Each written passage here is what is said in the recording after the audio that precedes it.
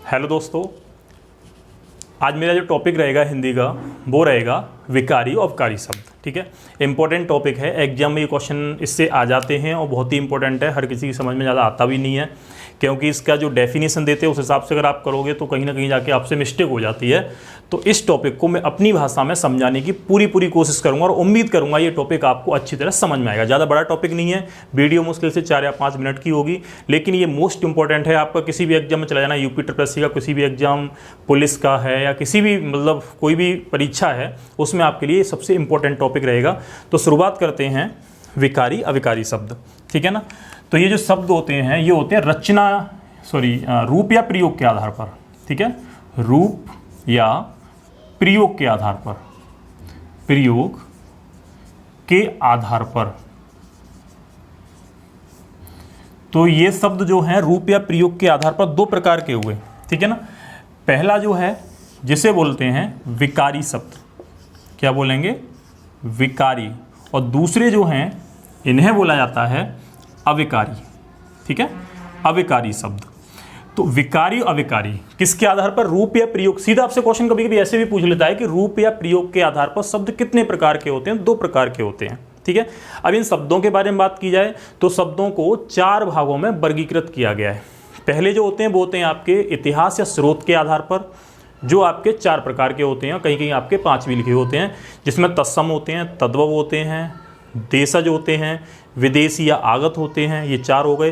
5 में संकर शब्द होते हैं। तो ये किसके आधार पर, इतिहास या स्रोत के आधार पर। दूसरे जो होते हैं वो होते हैं आपके रचना या बनावट के आधार पर, जिनमें आपके रूढ़ शब्द, यौगिक शब्द और योग रूढ़ शब्द होते हैं। तीसरे जो होते हैं वो आपके होते हैं रूप या प्रयोग के आधार पर या विकार के आधार पर, जो आपके 2 प्रकार के होंगे, विकारी या अविकारी। उसके बाद होते हैं आपके अर्थ के आधार पर चौथे शब्द, जिनमें आपके विलोम आते हैं, समानार्थी, पर्यायवाची, अनेकार्थी। ठीक है ना, अनेक शब्दों के लिए एक शब्द, ये सब आ जाते हैं अर्थ के आधार पर। तो इसी में से मैं एक टॉपिक लेके चल रहा हूँ, रूप या प्रयोग के आधार पर शब्द कितने प्रकार के, 2 प्रकार के, विकारी और अविकारी।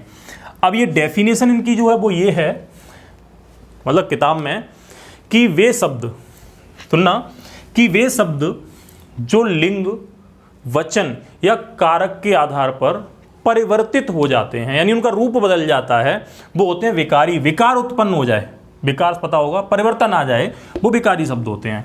और जिनमें लिंग, वचन या कारक के आधार पर कोई परिवर्तन जिन शब्दों में नहीं आता, वो अविकारी शब्द होते हैं। ठीक है, ये तो हुई किताब की परिभाषा। अब सबसे सिंपल यानी सबसे सरल भाषा समझ लेना, 100% आपकी समझ में आ जाएगा। ठीक है, जैसे विकारी शब्द, यानी विकारी शब्द वो शब्द होते हैं जिनका अपना वचन होता है, यानी वो शब्द या तो एक वचन होगा या बहुवचन होगा। ठीक है, या फिर जिनका अपना लिंग होता है, यानी आपका स्त्रीलिंग होगा या पुल्लिंग होगा, वो क्या कहलाएंगे, वो विकारी शब्द कहलाएंगे। इस बात पर ध्यान देना जो मैं कह रहा हूं, यानी जिनका अपना वचन है, यानी वो शब्द या तो एक वचन होगा या बहुवचन होगा या स्त्रीलिंग होगा या पुल्लिंग होगा, वो विकारी हैं। जिन शब्दों का ना कोई वचन होता ना कोई लिंग होता, वो आपके अविकारी शब्द होते हैं। समझ में आया? ठीक है ना, एक बार फिर देख लेना, यानी जिन शब्दों के अपना वचन होता है, अपना लिंग होता है, वो विकारी शब्द होते हैं। जिनका वचन न हो, जिनका लिंग न होता है, या न स्त्रीलिंग होते हैं, न पुल्लिंग होते हैं, न एक वचन होते हैं, न बहुवचन होते हैं, वो अविकारी होते हैं। अब एग्जाम्पल देख लेना, इसमें जो शब्द आएंगे वो संज्ञा, ठीक है, इसी में आपके सर्वनाम, इसी में आपकी क्रिया, ठीक है, और इसी में आ जाएगा विशेषण। विशेषण, तो ये चारों किस प्रकार के हैं, विकारी शब्द। और अविकारी शब्द जो हैं उनमें आ जाएगा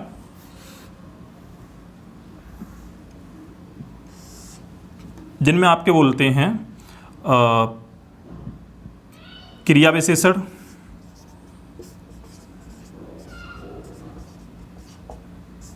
निपात आदि, यानी इन्हें हम अव्यय बोलेंगे। क्या बोलेंगे, अव्यय, सिंपल भाषा में अव्यय।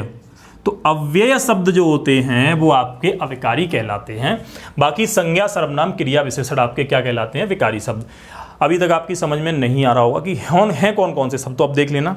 जैसे मैं आपसे बात करूं कि, गौर से देखना, राम है, तो राम किस प्रकार का शब्द है बताओ। तो राम क्या है, स्त्रीलिंग है पुल्लिंग है, नॉर्मल पुल्लिंग है। राम एक वचन है बहुवचन है, एक वचन है, तो ये कौन सा हो गया, विकारी। मैंने फिर बोला था जिसका अपना वचन हो, एक वचन है, बहुवचन है, या जो जिसका लिंग है यानी स्त्रीलिंग है, पुल्लिंग है, वो विकारी शब्द कहलाएंगे। ठीक है, इसके बारे में मैंने आपको पहले बताया था। जैसे मैं आपसे बात करूं, लेकिन राम की बात की जाए, बोलते हैं किताब के भाषा में परिवर्तन आ जाए, क्या इसमें परिवर्तन आ सकता है, नहीं आ सकता, वैसा ही रहेगा। जैसे मैं बोलूं शब्द है आगरा, आगरा एक संज्ञा है। अब आगरा शब्द जो है, आगरा किस प्रकार का शब्द है बताओ, तो आगरा एक वचन है बहुवचन है, नॉर्मल एक वचन है। आगरा स्त्रीलिंग है पुल्लिंग है, पुल्लिंग है, तो कौन सा शब्द हुआ, विकारी। ठीक है ना। उसी तरीके से बोल दूं कि शब्द आ गया जाता, जाता क्या हो गया, पुल्लिंग है, इसको मैं लिख दूं जाति, स्त्रीलिंग हो गया। जाता एक वचन हो गया, जाते बहुवचन हो गया, यानी ये आपका वचन भी है, इसका लिंग भी है, तो ये किस प्रकार का हो गया, ये आपका विकारी शब्द हो गया। ठीक है। उसी तरीके से अगर मैं बात करूं ईमान, तो ईमान एक वचन बहुवचन, एक वचन, ईमान स्त्रीलिंग पुल्लिंग, पुल्लिंग, तो कैसा शब्द हुआ, विकारी हुआ। ईमानदारी, इसमें प्रत्यय लगा दो, दारी, ईमानदारी, तो ये शब्द बना, अब ईमानदारी स्त्रीलिंग हो गया, एक वचन हो गया। समझ में आ रहा है, तो सब विकारी शब्द हैं। अगर वही मैं बात कर लूं कि देखना पर अव्यय है, इसका ना कोई वचन है ना कोई लिंग है, पर है, लेकिन है, किंतु है, ठीक है, मैं है, मैं है,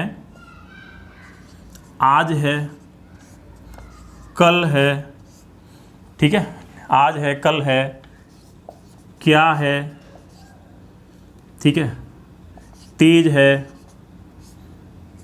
धीमा है।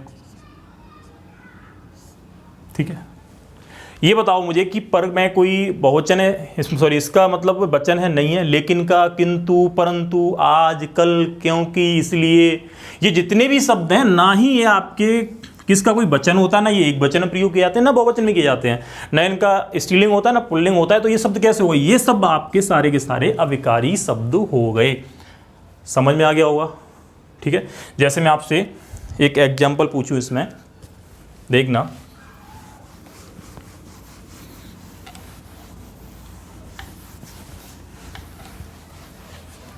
कि राम कल आगरा जाएगा।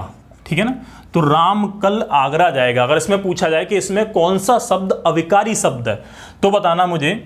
राम एक वचन है, पुल्लिंग है, आगरा एक वचन है, पुल्लिंग है, जाएगा यानी क्रिया भी आपकी एक वचन हुई और पुल्लिंग हुई, क्योंकि राम के अकॉर्डिंग है। लेकिन कल शब्द जो है ये आपका किस प्रकार का हो जाएगा, अविकारी। ना ये आपका एक वचन में आ रहा है, ना बहुवचन में आ रहा है, ना स्त्रीलिंग में, ना पुल्लिंग में। जैसे को देखना, तुम स्कूल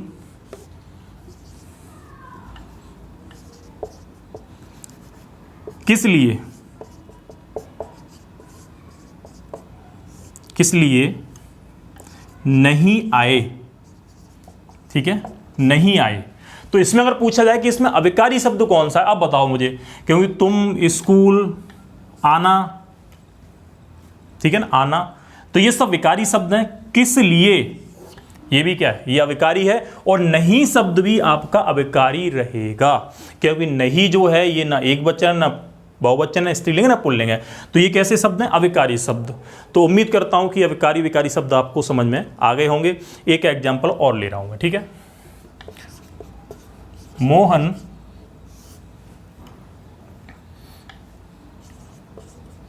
इसलिए